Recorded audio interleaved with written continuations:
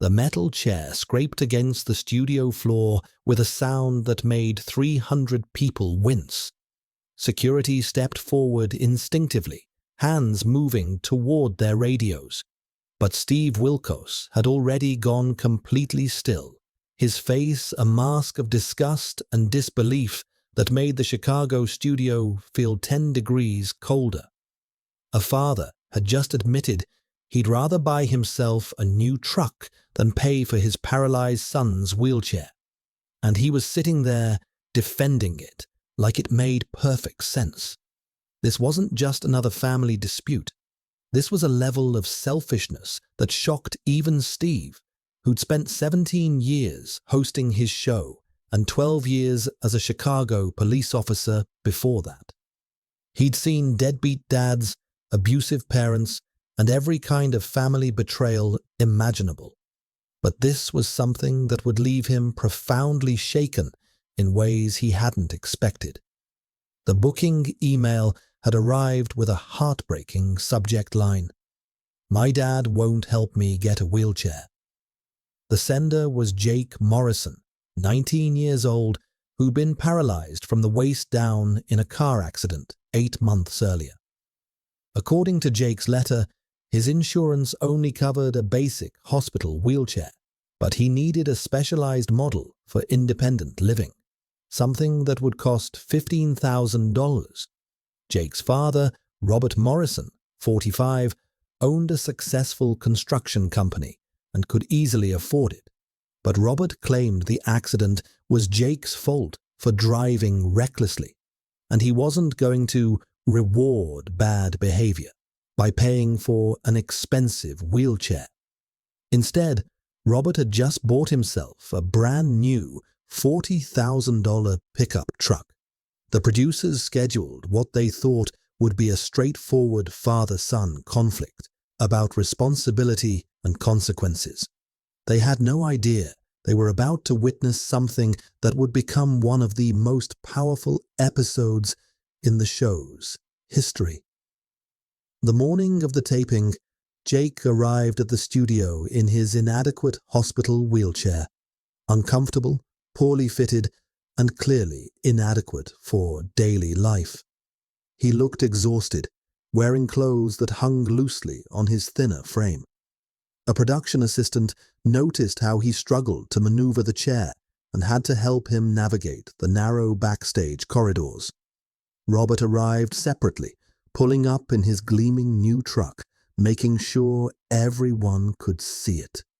He walked into the studio with the confidence of someone who believed he was absolutely right about everything. Steve walked onto the stage to thunderous applause. The audience rose to their feet, chanting, "Wilkos, Wilkos."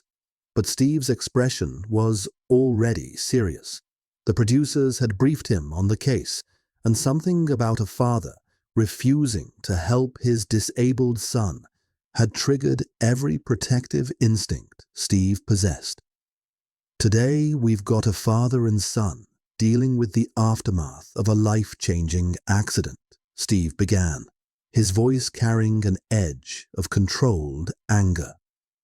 "Jake was paralyzed in a car crash 8 months ago and needs a proper wheelchair to live independently. His father, Robert, says the accident was Jake's fault and he's not paying for anything. Let's bring them out." Jake rolled onto the stage first in his inadequate hospital wheelchair, the squeaking wheels audible throughout the studio. He positioned himself carefully, his movements showing how difficult even simple tasks had become. Robert walked out behind him, straight-backed and confident, sitting down in the metal chair with the posture of someone ready to defend his position. The contrast was stark and heartbreaking. A young man struggling with basic mobility, and his father sitting comfortably, unwilling to help. Steve studied both men for a moment, his cop instincts reading the dynamic immediately. "Jake, tell me about the accident." Jake's voice was quiet but steady. "I was driving home from work on a rainy night. I hit a patch of standing water, lost control, and crashed into a tree. The doctors said my spinal cord was severed. I'll never walk again. And Robert, you believe this was Jake's fault? Robert's voice was sharp and unapologetic. He was driving too fast for conditions. I taught him better than that. Actions have consequences, Steve. I'm not going to reward his reckless behavior by buying him an expensive wheelchair. The audience began to murmur, sensing something wrong with Robert's logic. Steve's jaw tightened visibly. Robert, your son is paralyzed. He needs a wheelchair to function in daily life. How is that rewarding bad behavior? Because he needs to learn responsibility, Robert shot back. The insurance gave him a wheelchair. If he wants something fancier, he can figure out how to pay for it himself. Steve turned to Jake. Jake, what's wrong with the wheelchair you have now? Jake shifted uncomfortably in the squeaky chair. It doesn't fit right. It's heavy and hard to maneuver. I can't get up curbs or stairs. I can't reach things in stores. I basically can't leave my apartment independently. The physical therapist says I need a lightweight, adjustable chair if I want to go back to school or get a job. And how much does that cost? $15,000. I've been saving what I can from disability, but at this rate, it'll take me 4 years to afford it. Steve's expression was growing darker by the second. He turned back to Robert. Robert, you own a construction company. You can afford $15,000, right? Of course I can afford it. That's not the point. Then what is the point? Robert leaned forward, his voice getting louder. The point is teaching him that his choices have consequences. He chose to drive recklessly. He chose to crash that car. Now he needs to live with the results. The studio erupted. Audience members were on their feet shouting. Someone yelled, "He's your son." Another person screamed, "He needs help." But Steve raised his hand for silence, his face showing a level of disgust that made the entire room go quiet. Robert, let me make sure I understand this correctly. Your son was in an accident that left him paralyzed.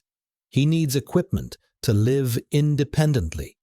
You have the money to help him, but you're choosing not to because you think being paralyzed isn't punishment enough for a driving mistake.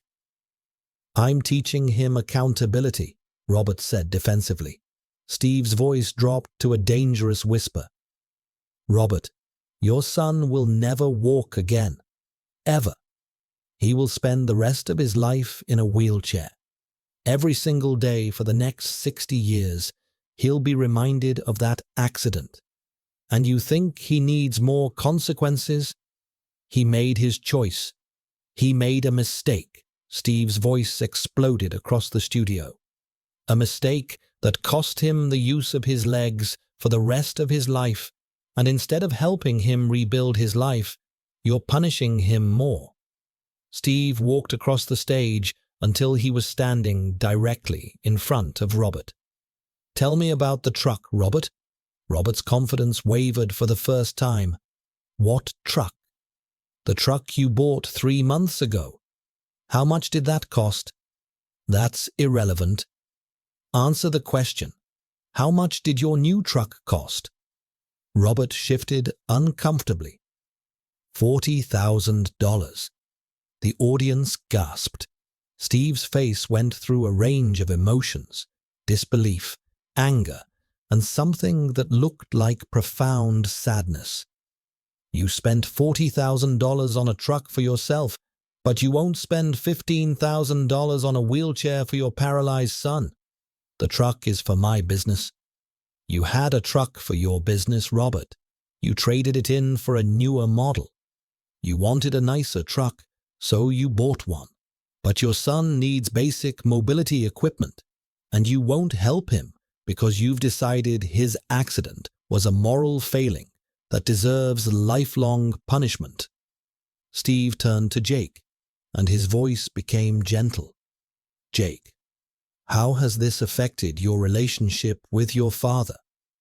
Jake's voice broke slightly. I used to look up to him. After the accident, when everything was so dark and scary, I thought at least I'd have my family's support. But he acts like I'm some kind of criminal who deserves to suffer. It's almost worse than being paralyzed. Steve closed his eyes for a moment, and when he opened them, they were filled with a deep, profound sadness. Not tears, but something heavier, the weight of witnessing a father's complete failure. Robert, I've been a cop. I've seen parents lose children to violence, to disease, to accidents.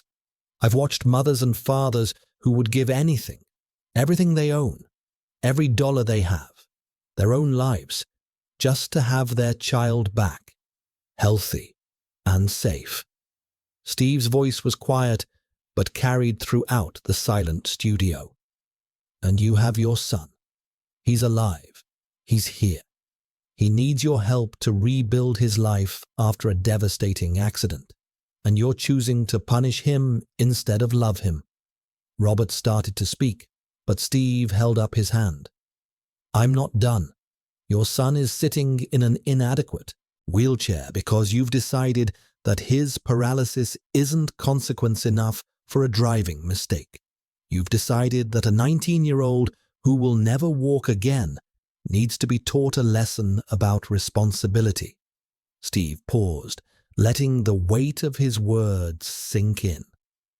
Robert, the only person in this studio who needs to learn about responsibility is you. You're responsible for loving your child unconditionally. You're responsible for helping him when he's down. You're responsible for being a father, not a judge and jury. The audience was completely silent, hanging on every word. Steve walked over to his production team. Get me the phone. I'm making some calls. For the next 10 minutes, while cameras rolled, Steve worked his contacts. He called a medical equipment company he'd worked with before, a charity that helped accident victims, and finally, his own show's emergency fund. Jake, Steve said, returning to the stage, we're going to get you that wheelchair. The show is covering half the cost, and I've found resources to cover the rest. You'll have it within 2 weeks. Jake started crying, real, overwhelming tears of relief and gratitude. Steve turned back to Robert one final time. Robert, your son is getting the help he needs. No thanks to you. You have a choice to make right now. You can be a father, or you can continue being whatever